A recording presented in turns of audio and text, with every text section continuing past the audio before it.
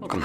In front of me I have the GoPro 10, and today I will go over unboxing along with a quick overview of this device. Now before I actually get inside of the box, I will quickly go over a couple of specs that you can see right over here. So we have a 23 megapixel sensor right here, and it can record at a staggering 3.5K resolution with a 60 frames per second, which is outstanding.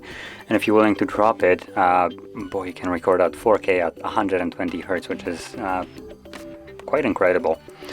Then we have some kind of water resistance up to 33 feet, 10 meters, and just a processor that they use in here. So anyway, let's pop it open. Now unfortunately there's no way to like not damage the box when opening it up. You do have to literally rip the top off. There we go. So let's just get it out of here. There we go. Now additionally, a nice thing, it comes in a carrying pouch straight from the get-go. Remember I did like look at one of the GoPros way back in the day, and they didn't come with a carrying case. They came in like this plastic packaging, like a plastic box, clear, just so you can see the camera inside of it, but there was like no carrying pouch to it. So I really like the move to this and a little bit more of a cheaper approach to this packaging, because no one really cares what it came in. We care what we can actually carry it in, and additionally what it comes with. So obviously you can see there's a bunch of accessories in here. So we have obviously the cable for charging. Now this is a short USB-C, USB-C to USB-A. We also have battery, just a single one.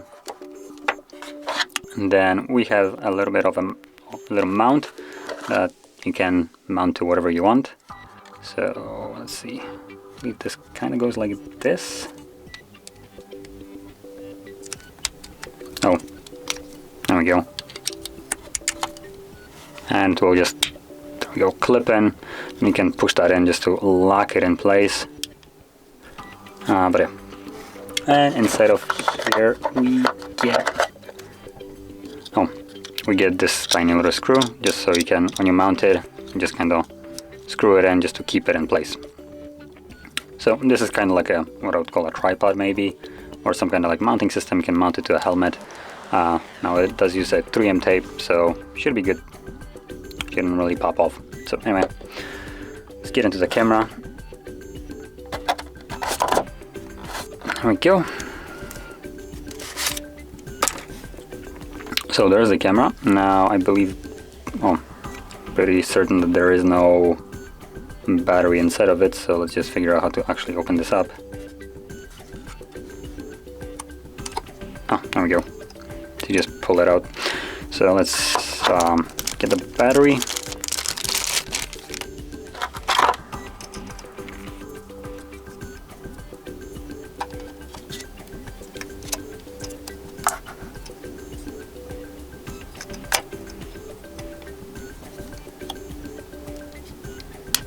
There we go.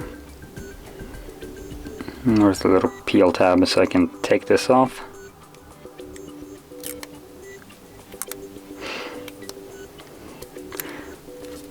Oh boy, come on. Not the best peeling experience. There we go, finally. So there we go, there is one more here, and on the lens, let's just power it on and see if there is some kind of juice in here. There we go. So right off the bat you can see it. Right here it shows you that it's the Hero Black, or Hero10 Black edition, with this kind of weird, you can see through the text. You can see what the camera sees in a little bit of a weird way, maybe just because it's a setup screen. So just quickly go through it. By using the GoPro, I agree to, yep, obviously turn on tag. That's interesting, it actually uses location. Sure, let's use it. Insert SD card. Apparently I can't do it without an SD card. Let's see if I have one here.